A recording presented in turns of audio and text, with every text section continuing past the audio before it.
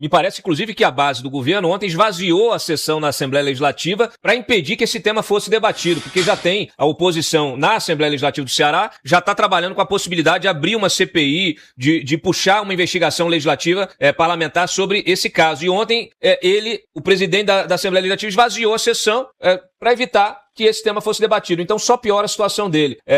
Eli, a gente está vendo no Ceará uma coisa que está no Brasil todo. A gente chegou num ponto em que realmente, quando você fala de soberania, não dá mais para tampar o sol com a peneira. A gente já perdeu o controle territorial do Ceará, perdemos aqui vastas terras, vastas áreas também na Amazônia, a gente tem visto. Aliás, o Fantástico, até que enfim voltou a fazer alguma matéria, claro que é propaganda para o governo, porque quis mostrar como a gente tem denunciado também o ICMBio e o IBAMA por toda essa vagabundagem que eles estão fazendo com os ribeirinhos, com os colonos. O Fantástico resolveu dar uma matéria no domingo sobre a operação da Polícia Federal em terra indígena que está sendo dominada pelo Comando Vermelho. Mas eu quero dizer para vocês o seguinte, isso aí é operação para enxugar gelo. Os caras vão lá, destroem o maquinário. Para essa turma do crime organizado, que movimenta trilhão, isso aí é troco de pinga. Amanhã eles põem o maquinário de novo. Vão lá e derrubam. Aliás, coloca o André de novo aí, coloca todo mundo na tela. O que me chamou a atenção dessas operações lá é que o PCC, o Comando Vermelho, que domina essa reserva indígena que foi alvo dessa operação, tá fazendo o quê? Bunker e túnel, igual o Hamas lá na Palestina. Então, assim, é inacreditável. A gente tá num nível que as pessoas ainda não se deram conta, André. O Rio de Janeiro tá perdido, o Ceará tá perdido, várias extensões aí do Pará perdido, do Amapá perdido. A gente tem Mato Grosso do Sul perdido. Olha, é um negócio assim realmente brutal. Brutal. Vários estados do Nordeste. Bahia tá perdida também. Bahia tá perdida. O crime organizado, saiu um levantamento mostrando que o crime organizado tem mais presença nos estados do Brasil do que o McDonald's. Então, assim, é um negócio assim brutal. Quer fazer uma pergunta para o André, aproveitar a presença dele aqui? Eu quero colocar uma coisa extremamente importante nisso. Primeiro, esta área, pelo cálculo que eu fiz rápido aqui, 290 mil pés de maconha deve estar ocupando 30 hectares, mais ou menos. Isso comparando com outras culturas de herbáceas. Quanto tem que ter um pé para o outro de distância? 1 metro. Pé de maconha é 1 metro. Pelo que eu vi do filme aqui, 1 metro para o outro dá 290 mil metros quadrados, 10 mil metros, 30 hectares. Tá sabendo detalhe, hein, de plantação de maconha. Não, mas ela é igual feijão guandu, outras herbáceas que se planta a gente sabe disso. Se fosse guandu, por exemplo, a produção do guandu numa área dessa daria de erva, de pasto, alguma coisa como 10 toneladas por hectare, no mínimo, em 10 e 15 seriam entre 300 e 400 toneladas de maconha ano. Esta é a produção. Não se comercializa 300 ou 400 toneladas de maconha ano, a não ser com uma estrutura grande. São vários caminhões, vários transportes. É uma logística. E, obviamente, esta plantação não é a única plantação do Ceará. Óbvio, tem aquela música antiga, a maconha que vem lá do Ceará. Já é tradição a maconha do Ceará. Então, isto não exigiria, não teria essa estrutura sem o compadrio das autoridades. Isto faz parte do crime organizado que penetra no Estado. É isto que o deputado está fazendo e que está, de forma muito direta, apresentando. Agora, então, a questão é essa. Não existe isto. Agora, e vendo os filmes, por exemplo, que foram apresentados aqui, vê o detalhe da casa que estava lá. É uma casa com eletrônicos, extremamente bem instalada. Ou seja, pessoas frequentavam aquilo ali. Existe trânsito. Gente, a polícia não saber abandonar, me engana que eu gosto, né? Sem dúvida nenhuma. Me engana que eu gosto. Ou seja, tá passando pano por cima de quê? Por isso, como disse o Cláudio muito bem, é que o crime organizado prospera. E por isso que nós aqui precisamos de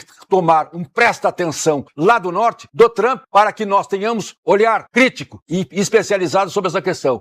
Agora, eu queria colocar uma pergunta para o deputado. O senhor esteve na região, o senhor ouve os boatos, eu sei que o senhor não vai nos colocar aqui, possivelmente, os boatos, mas deve ser voz corrente esse comércio de erva no Ceará, não só nessa região, né? O que a gente, eu estou falando aqui como cearense, tá? Não tem hoje uma rua no Ceará que não tenha um domínio de uma facção. Não tem um bairro, em qualquer que seja a cidade, que não tenha pichado em uma parede a nomenclatura da facção criminosa que domina naquele bairro. Então, a comercialização, a normatização do crime organizado está tão de um jeito que, por muito tempo, a polícia... Abrindo aqui uma parêntese. A polícia que, por muito tempo, tentou evitar a briga entre torcidas organizadas no estádio. A facção criminosa foi lá e determinou, a partir de hoje a gente não aceita mais uma briga entre torcidas organizadas. Os líderes, os presidentes das torcidas organizadas renunciaram aos seus cargos e desde então não tem mais briga. Ou seja, o Comando Vermelho é o PCC mandando no estado do Ceará. É o estado paralelo dominando. A gente vê dentro de parede pinchada assim, olha, Comando Vermelho, eu tenho essa foto, tá? Comando Vermelho deseja a todos um Feliz Natal e um próspero Ano Novo. O povo normatizando o Comando Vermelho, achando que isso é normal, que é bom, é beleza. Só que vai passando o tempo e eles vão tomando todo o território e começa a acontecer o que já está acontecendo em boa parte do Ceará. É a internet que tem que ser do Comando Vermelho. Eles vão lá e destroem as caixas de fibra ótica das internets que não pagam o seu pedágio. Aceita lá. Pagou, fica com internet. Não pagou, a gente quebra. O povo tem que contratar desses provedores de internet. Tem mês que chegam 2 mensalidades. Não tem o que fazer, tem que pagar. Ou então fica sem internet. Eu fui lá em Cariré.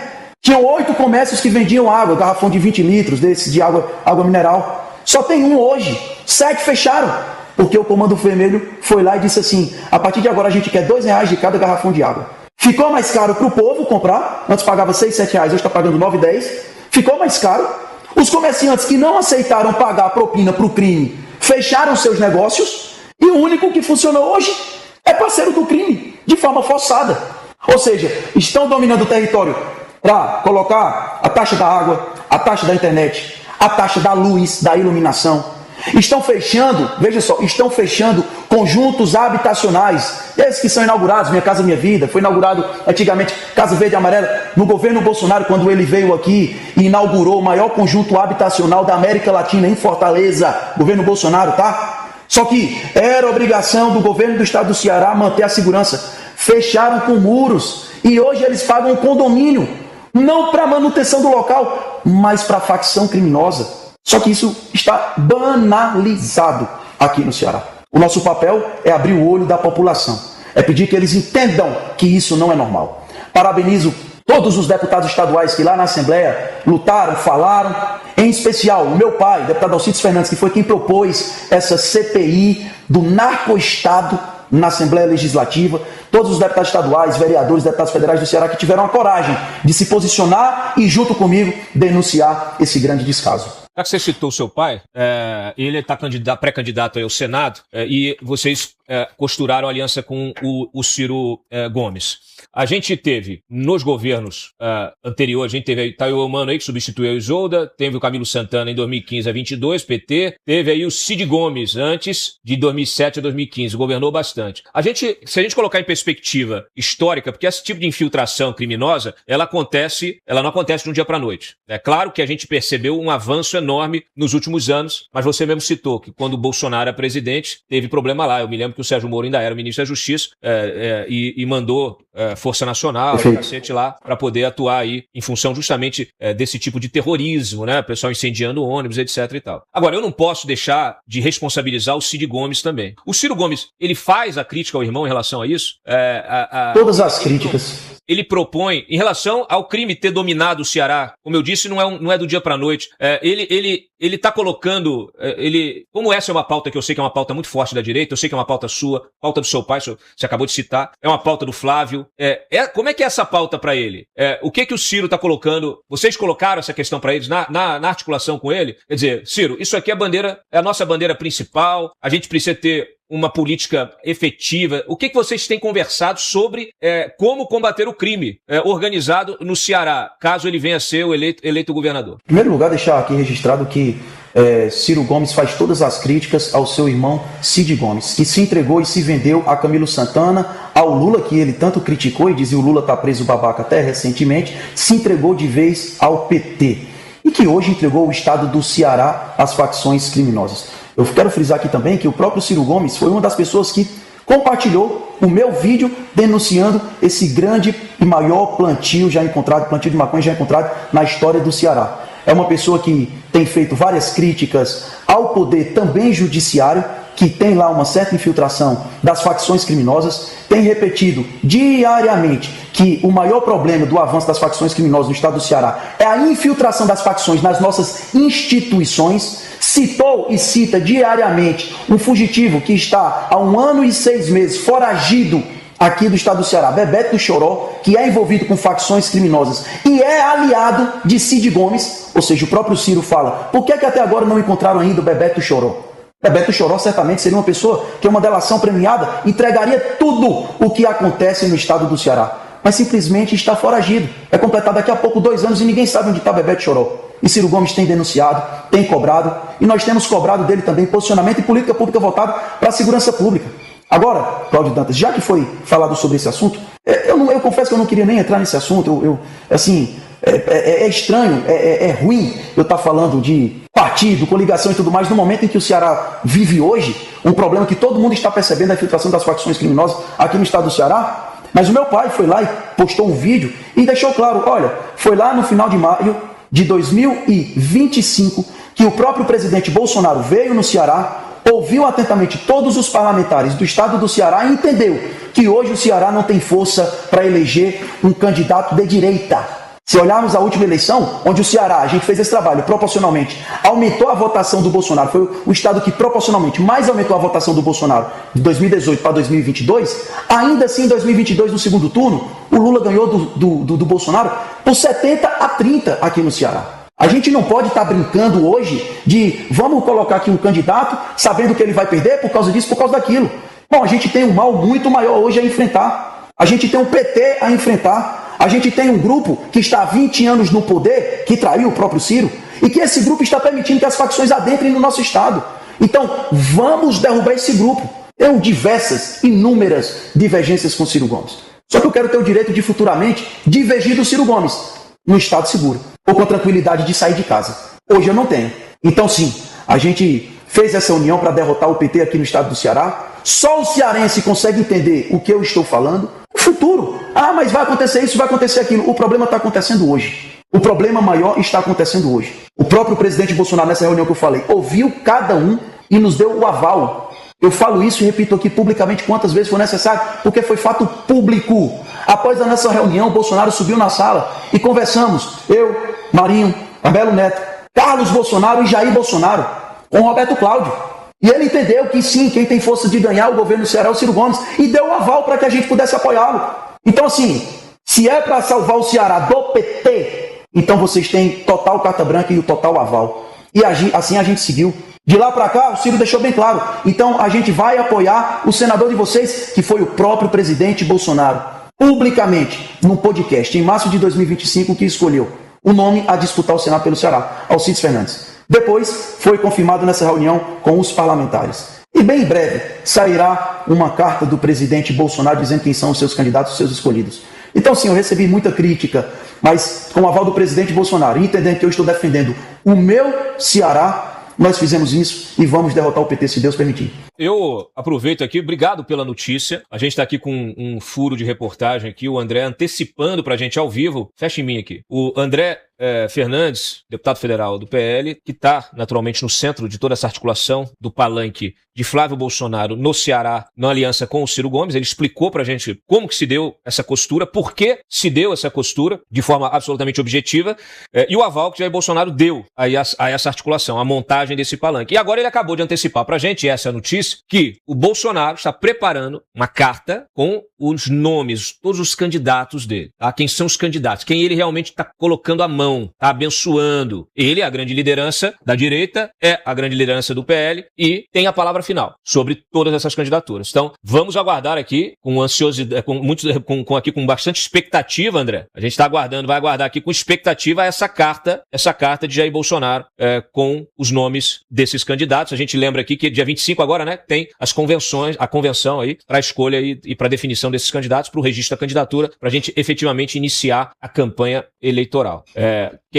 Mais alguma pergunta para a gente liberar o André aqui, que ele está com a agenda apertada? Eu queria fazer uma colocação especial. Você quer fazer uma colocação? Sim, só uma colocação. Deputado, eu queria lhe complementar. Eu tenho feito o levantamento das perspectivas do Brasil. E o que nos falta ao Brasil para que os investidores cheguem, para que nós tenhamos um desenvolvimento? O grande combate, a grande bandeira que nós temos é o combate à corrupção e ao crime organizado. E o senhor trazendo esta bandeira no Ceará, que é um estado que eu conheço e tenho maior admiração pelo estado, onde o crime organizado é efetivamente tudo isso e mais, até que o senhor colocou, é efetivamente a bandeira que nós temos que levantar no Brasil como um todo. Todos os brasileiros têm que lutar por isso, combate ao crime organizado e à corrupção. Que é a principal preocupação, não é só do eleitor cearense, não. De todo brasileiro, está no topo das preocupações, André. Quiser encerrar aí a sua participação com alguma fala final, fique à vontade. Obrigado, Ari, Eli, Bruna e Cláudio Dantas, por esse momento aqui, esse bate-papo esclarecedor, e a todos que estão nos acompanhando aqui através dessa transmissão. Talvez alguns até não entendam as movimentações políticas que estamos fazendo hoje. Mas se Deus quiser, em um futuro bem próximo, quando o nosso presidente Flávio Bolsonaro vencer as eleições por pouco, vocês dirão realmente,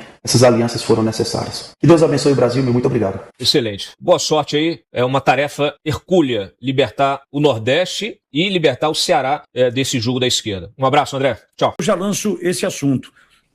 Motivo pelo qual Trump retira as acusações sobre Nicolás Maduro, de ser o chefe do cartel dos Soles, para perder esperança de novo, assim como retirou a Magnitsky de Alexandre de Moraes, Ivan? Não, Pitoli, não existe essa preocupação neste momento. Esse foi um dos motivos pelo qual até eu encaminhei essa pauta para você, Pitoli. Lá em dezembro, quando a gente teve a informação de que a Magnitsky estaria para ser retirada, enfim, a gente veio aqui e alertou o público de que isso poderia estar acontecendo, né? Como de fato acabou, infelizmente, acontecendo. Aqui não. Aqui o que nós temos é um procedimento jurídico.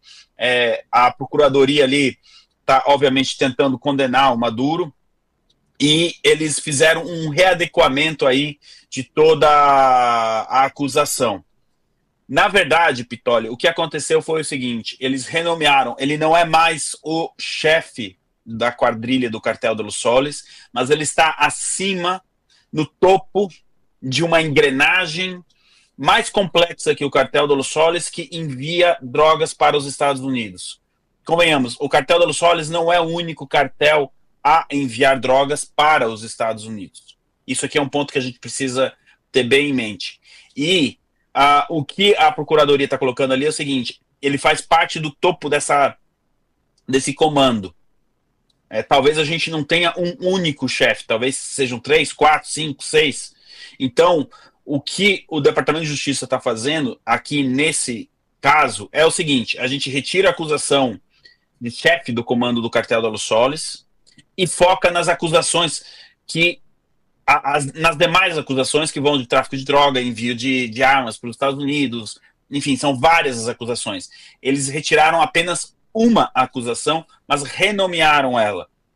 Tá? Isso não é a primeira vez que o Departamento de Justiça nos Estados Unidos faz, e a gente precisa ser bem prático aqui. Quando chegar lá na frente, no julgamento, eles precisam ter provas daquilo que eles estão acusando, né, Nicolás Maduro. Então, a gente pode até fazer uma analogia, salvo devidas proporções.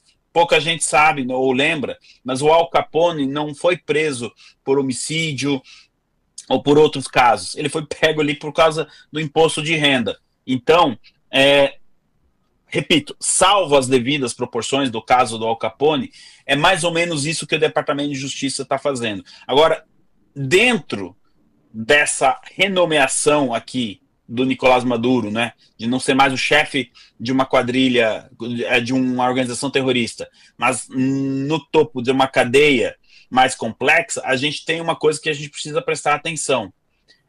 O que o Departamento de Justiça está colocando ali é que existe uma rede, né, uma cadeia, um complexo bem mais estruturado e maior do que o Cartel de los Soles, que faz esse envio para drogas. Aqui a gente precisa estar atento, porque a pergunta que eu faço, eu não tenho a resposta para essa pergunta agora, Pitoli, mas a gente pode imaginar a resposta, é de que esse Cartel de los Soles é conectado com outros cartéis, com outros grupos, com outras organizações no hemisfério, que vão desde o México até lá embaixo no Uruguai, ou seja, em todo o hemisfério, em toda a América do Sul, em toda a América Central. O que o Departamento de Justiça está colocando aqui é o seguinte: estamos diante de uma montanha maior do que nós imaginávamos que é, e o Nicolás Maduro talvez não esteja, pessoa, no topo dessa montanha. Ele está muito próximo do topo, mas ele não é quem manda de lá de cima para baixo. Pode ser que o Cartel de los Soles faça parte de um complexo maior, mais estruturado e que precisa de uma investigação mais profunda. Aqui, Pitoli, muita atenção.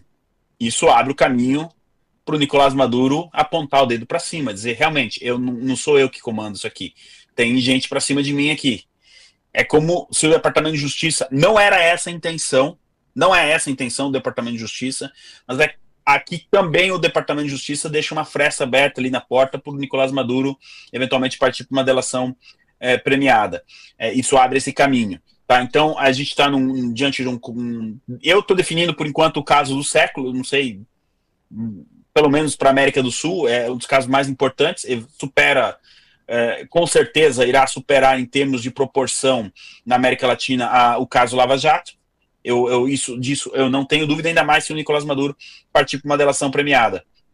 Uma informação que a gente tem, Pitoli, que eu posso confirmar, é que muito provavelmente o Hugo El Pollo Carvajal seja testemunha no caso do Nicolás Maduro. Vai vendo, né? Então, assim, vai levar tempo, e precisa que leve tempo mesmo, mas nós estamos diante aqui de realmente algo bem mais complexo e mais estruturado em termos de organização. Sem falar, eu não entrei aqui nas conexões desses cartéis com o Oriente Médio, né? Você imagina a hora que a gente entrar nisso. Então, o Departamento de Justiça fez essa adequação. Eu entendo o público, principalmente de direita no Brasil, que está decepcionado com algumas medidas ali do presidente Trump, faz parte, eu também estou. Mas aqui, nesse momento, eu não vejo momento para pânico, Pitoli. Eu gostei muito da última vez que eu vim aqui, que você falou, explica para o leigo, para a pessoa que, né, não acompanha isso, que nem a gente acompanha diariamente. Então, eu estou tentando usar aqui alguns termos, até menos técnicos, mas que facilite a compreensão do público que nos acompanha aqui na Auri Verde, Pitoli. Perfeito, Ivan, perfeito. Aliás, Borgo, ontem a gente falava sobre esse tema, viu, Ivan? E quando Sim. Saiu essa notícia de que havia sido reclassificado, né, que não mais seria o chefe do cartel do Solis, Borgo e eu concluímos da mesma forma. Tirar do Maduro esse título de chefe do cartel do Solis para, de repente, colocar até a própria Delcy Rodrigues agora, o irmão Jorge Rodrigues, ou qualquer outro, para mudar o alvo, né? Borgo, foi isso que a gente concluiu. O Ivan está na tua escuta, Borgão. Olá, Ivan, boa tarde, prazer falar contigo, meu irmão. Ivan, ontem, fazendo uma análise, a primeira análise com o Pitoli, nós pensamos nessa possibilidade, né? Bom, o Maduro não é mais o chefe do cartel do Solis, porque abre a possibilidade que os irmãos Rodrigues sejam chefes e justificar ali uma intervenção. Porém, agora, com essa primeira fala sua, já me abre um novo horizonte. Eu começo a puxar aqui um fato que nós já tratamos aqui algumas vezes, o tamanho, o poderio bélico, militar, enfim, as Forças Armadas, a Marinha, que os Estados Unidos colocou ali no sul do Caribe. 20% do poder bélico dos Estados Unidos é muita força, o que não justificaria uma intervenção somente na Venezuela ou somente para capturar o Maduro. Eles poderiam ter ido com bem menos poder lá no sul do Caribe. Agora, quando você faz essa análise, quando você traz essa informação no início da conversa, eu começo a fazer uma junção aqui, juntar alguns pontos.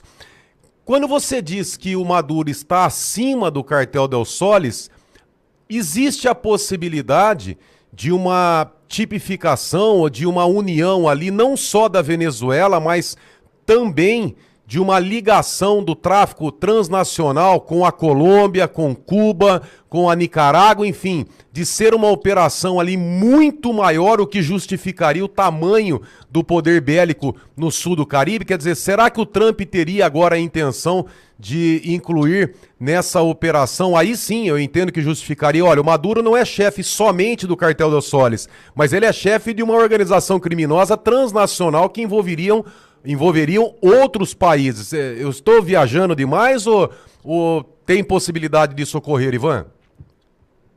Oi, Borgo, sempre uma alegria estar aqui com você. Olha, vocês não estavam errados na análise de ontem, tá? Eu só mudaria aí a sua análise de agora. Não é que o Maduro estaria acima de toda essa rede.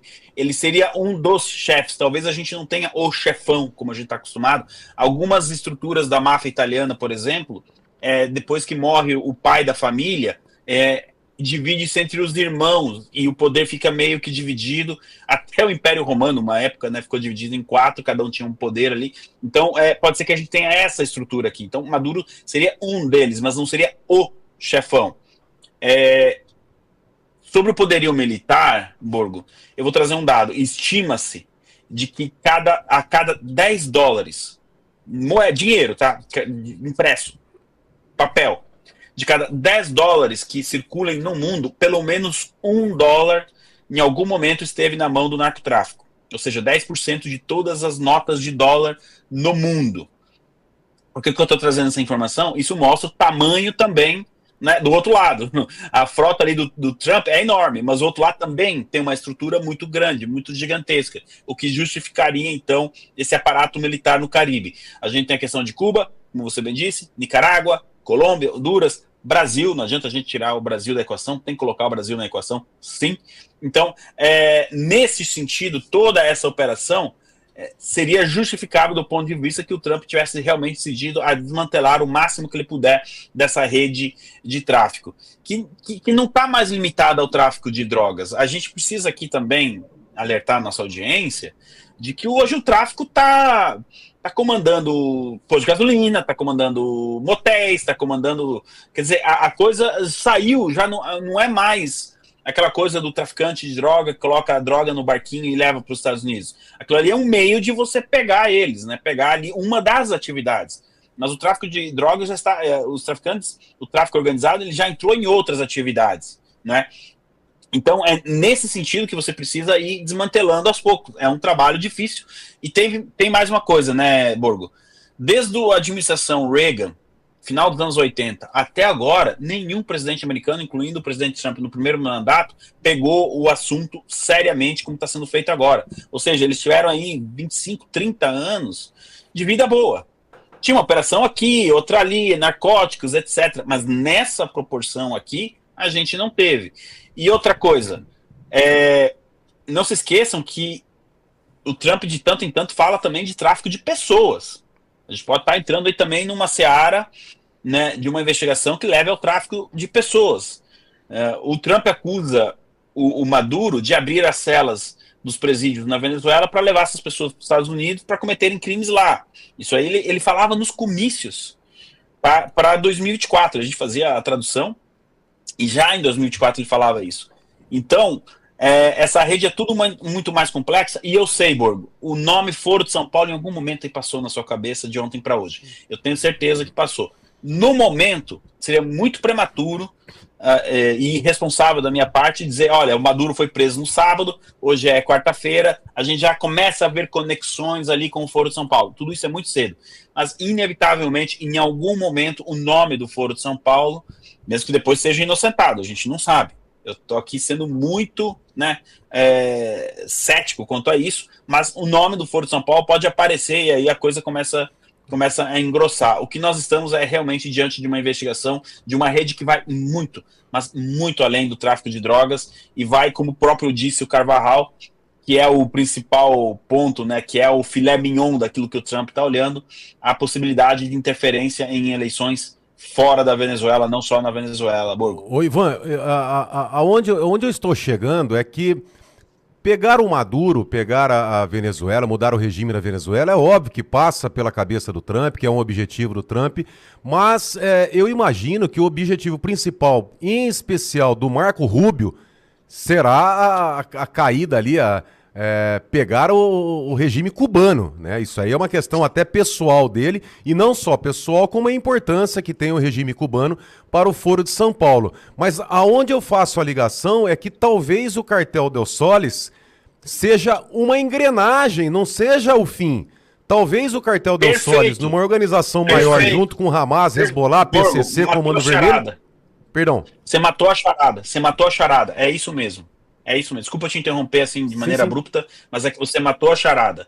O Cartel dos Soles não é o fim, mas é um braço de algo bem maior que nós podemos estar diante do que é esse algo bem maior agora.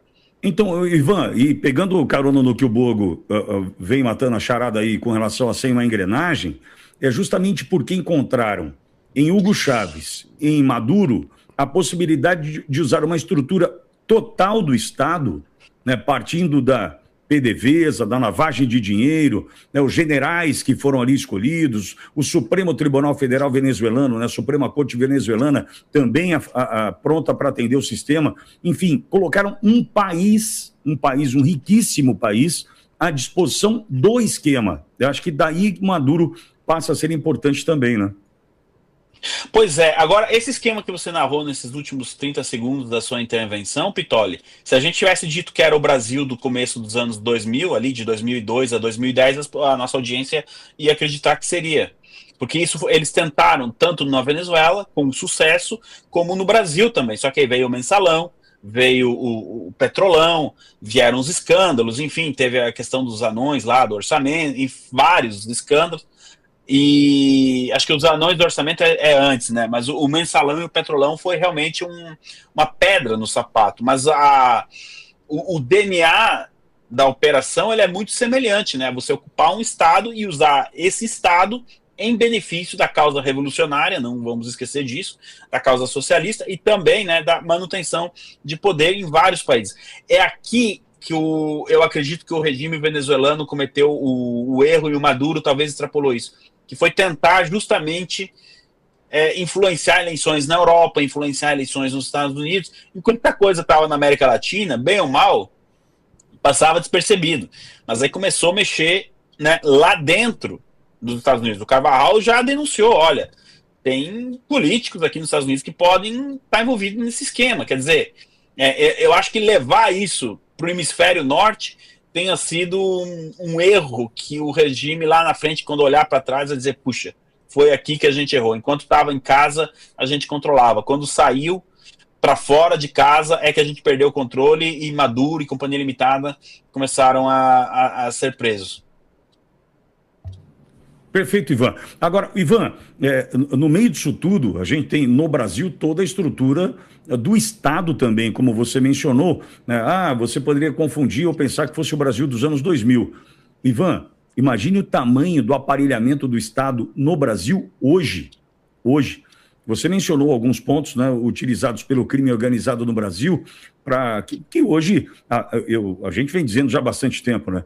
O cara ali na esquina, com uma trouxinha de maconha, uma pedrinha de crack, um pininho de cocaína. Esse cara é a ponta da ponta da ponta da ponta. O dinheiro não vem mais daí. O dinheiro vem do cigarro contrabandeado, aí vem das usinas de álcool, de açúcar e álcool.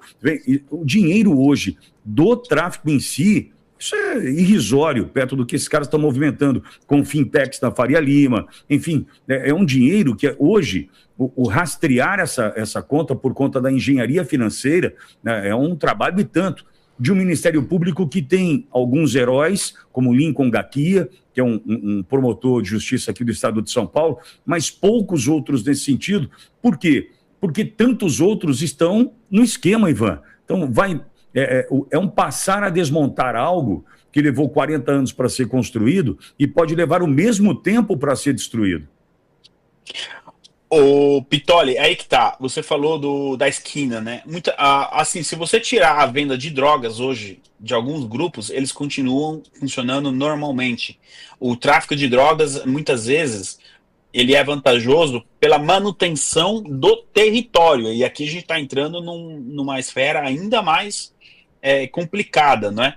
A gente tem notícias, por exemplo, da máfia italiana no sul da Itália, que eles já deixaram de trabalhar diretamente, assim, colocar a mão na massa, mas eles controlam o território. Isso é preponderante. Então, muitas vezes, esse contrabando ali em determinadas regiões do país é mais valioso o território em si, o controle, do que o lucro com a atividade ilícita. E aí a gente vai justamente para essa penetração dentro do Estado. A Venezuela chegou num ponto que 100% do Estado venezuelano estava na mão de um cartel, do cartel de los Soles, que agora a gente começa a vislumbrar a possibilidade de ser um braço, digamos assim, de um povo maior, ou seja, o cartel de los Soles não é a cabeça do povo. E esses braços, com certeza, também estão no Brasil e, de consequência, buscaram se infiltrar também no Estado. Não controlou 100% do Estado brasileiro, beleza, mas que tenha controlado 15%, já dá para fazer um estrago danado. Cuba Cuba ali é uma questão um pouco mais complicada. Cuba é a inteligência da coisa toda. Então você já não sabe mais ali também onde que termina, onde começa uma coisa ou outra. Mas você tem a mesma situação no México, você tem em Honduras, você tem na Colômbia em menor proporção, e Nicarágua nem se fala, enfim. Então você tem esses braços operando que vão desde da esquina que você falou até lá em cima, que agora a gente vai descobrir o que tem acima do cartel do Los Soles, né? Ivan, ao mesmo tempo só uma coisa, aí eu já passo para você. Entendo também, até você fez essa ponderação alguns minutos atrás, falando o seguinte, olha, deixaram chegar nesse ponto, é a primeira vez nesses últimos 40 anos que alguém decide enfrentar, e é a primeira vez que alguém decide enfrentar, porque tudo isso, a exemplo do que aconteceu na América do Sul, financiamento de campanhas e tal, isso pode ter acontecido nos Estados Unidos, né? Eu não consigo imaginar algo diferente. É um dinheiro muito bem-vindo por essa esquerda suja, em especial pelo sistema, para manter quem, né, fez vistas grossas, porque, Ivan, me perdoe, Borgo, a extensão. Eu já disse aqui, Ivan, como é que eu explico para o meu filho, menor de idade, como é que eu explico para ele que ali é um ponto de tráfico? Ali é um ponto onde eles traficam drogas, filho. Aí ele vê passando uma viatura da polícia. Pai, mas a polícia não faz nada? Não, a polícia não faz nada. Como é que eu explico isso? Né? Que estrutura é essa de um Estado carcomido, entregue, que a polícia passa, sabe que é um ponto, sabe que é ponto de tráfico e vai embora? Tem algo errado. O capim está comendo boi. Então, é uma oportunidade. Desejo que o Trump tenha força. Para isso, ele precisa ir bem na economia. Porque se ele não for bem na economia, a gente sabe que vai ter problemas para a eleição do meio de mandato, aquela coisa toda. Mas, Ivan, chega a esse ponto. Como é que eu explico lá em casa que a polícia passa e não faz nada? Pois é, eu também não saberia explicar, Pitoli, mas o que eu poderia explicar para o seu filho é que isso também está chegando nos Estados Unidos. Eu estive lá em novembro, na Filadélfia, em bairros que realmente ali não tinha muita diferença em relação à Cracolândia, em São Paulo. E vou dizer uma coisa, a distância de você caminhar a pé do centro da cidade da Filadélfia até esses locais. Então, isso também chega nos Estados Unidos, chega na cidade de São Francisco, lá do outro lado, na Califórnia, em Detroit, em outras cidades. Então, a partir do momento que a gente chega nesse ponto também nos Estados Unidos, alguém decide fazer alguma coisa, alguém que possivelmente não esteja se beneficiando do esquema, né? O presidente Trump, aparentemente, ele não faria tudo isso se ele tivesse ali se beneficiando de tudo isso, mas é um esquema que inevitavelmente a gente precisa dizer aqui que está dentro da política, e inclusive dentro da política dos Estados Unidos. A gente só não sabe ainda o tamanho da proporção que isso adotou, né?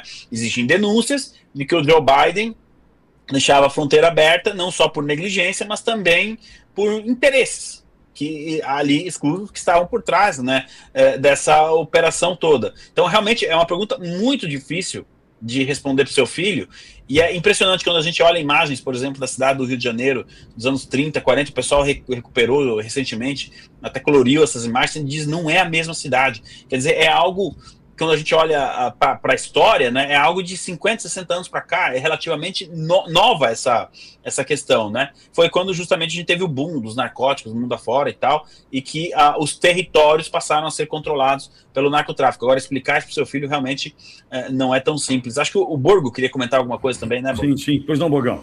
Sim, Ivan, eu advogo há 20 anos na área criminal, estudo bastante sobre o assunto, tenho uma certa experiência nessa área. Hoje o tráfico de drogas, eu ouso aqui a dizer que o principal objetivo do crime organizado no tráfico de drogas é manter o exército, porque é a melhor forma de recrutar o exército que eles têm, né? Pessoas com metralhadoras, pessoas com armas pesadas, porque se eles passam a praticar só o crime de colarinho branco, o crime de colarinho branco é difícil de recrutar pessoas para o movimento, para uma ação armada. Então, hoje, o tráfico de drogas, por exemplo, o crime organizado, para praticar o assalto, sequestro, assalto a banco, para eles não está valendo mais a pena. Eles ganham muito mais dinheiro no crime do colarinho branco, lavagem de dinheiro, organização criminosa, do que com o tráfico. Outra coisa, é muito difícil prender o crime do colarinho branco porque eles acabam se envolvendo com autoridades do alto escalão, da cúpula dos poderes no Brasil. Então é difícil ter uma prisão, porque se prender um membro do crime organizado, vai prender um político, vai prender alguém que usa toga. Então dificilmente esse processo chega no final. Outro fato, até chegar no final desse processo, há a prescrição. Então o crime organizado já entendeu que é muito mais vantajoso, o crime também, o bandido, o ladrão, ele não é bobo. O bandido, ele analisa custo-benefício. Quer dizer, qual que é o benefício que eu tenho praticando um sequestro, um assalto a banco, um tráfico de drogas? Ele vai analisar o benefício. Agora, qual que é o benefício que ele vai ter, por exemplo, ajudando no roubo de bilhões e bilhões e bilhões de reais com etanol, com roubo de aposentados. Toda essa análise eles fazem. Aí o que acontece? Eles mantêm o tráfico de drogas, na verdade, para ter o exército. A questão da polícia. A polícia, que é subordinada ao executivo, dificilmente eles vão investigar. Nós temos cidades e cidades aí onde a polícia, até o Ministério Público já não está mais nem aí. Bauru, por exemplo, nós passamos uma situação aqui escandalosa, uma situação que a realidade está batendo na nossa cara aqui e ninguém toma atitude em relação a isso. Aí o que a polícia civil, a polícia militar às vezes fazem para contribuir com números? Porque tem que mostrar resultado. Aí eles fazem isso, eles vão lá naquela biqueira, eles prendem aquele traficante que a hora que prendeu, tirou de lá, não dá meia hora, já tem outro traficante, outro aviãozinho lá, trabalhando naquela biqueira. Eles sabem que tem aquele lugar, tem um ponto de tráfico, mas acaba muitas vezes segurando a prisão, a apreensão, porque em determinado momento o chefe cobra, olha, nós precisamos de números. Ah, precisa de número? Então sai prendendo aquele, pega lá um traficantezinho, um cara que tá vendendo maconha, um cara que tá vendendo um negocinho, para apresentar números, quando nós sabemos que o buraco é muito mais embaixo. Não sei se eu consegui ser objetivo, mas eu fiz aqui um resumo dessa podridão do sistema. Conseguiu, é excepcional, Borgo. Só que aí que tá, né? Esse é o chão da pirâmide, mais ou menos, né? Tá um pouco acima do chão da pirâmide. O que o Trump tá fazendo, e agora o Departamento de Justiça aparentemente está indo na mesma linha, lá nos Estados Unidos, é atacar o topo da pirâmide, lá em cima, quem controla toda essa engrenagem. E uma das engrenagens, como aparentemente o Departamento de Justiça lá dos Estados Unidos está classificando, é o cartel de Los Soles. Agora, os senhores imaginem, se o cartel de Los Soles hoje já tem o status de uma Al-Qaeda ou de um Estado Islâmico, você imagina quem estiver acima a hora que a gente tiver mais informações. É por isso que eu estou muito, muito ansioso para ainda nesse primeiro semestre nós termos ali o início, pelo menos, da cooperação do Nicolás Maduro com a justiça americana, porque aí abre todas as possibilidades para uma delação premiada, enfim. Aí, senhores, é o que eu digo, peguem a delação do Hugo El Pollo Carvajal e multipliquem por 10, o tamanho de estrago é incalculável. E olha, a gente vai ouvir nomes que a gente nem imagina, viu?